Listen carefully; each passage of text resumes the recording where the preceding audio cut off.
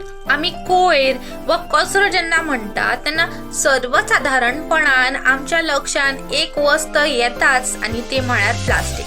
कारण आम्ही आमच्या दिसपट्ट्या जिणेन जितलो कोयर करतात तितून 80% तरी आम्ही प्लास्टिकाचो वापर करतात.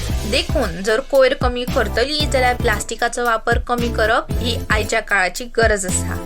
आयज कलाकृती तुमच्या खातीर घेवन येता बॅग मेकिंग.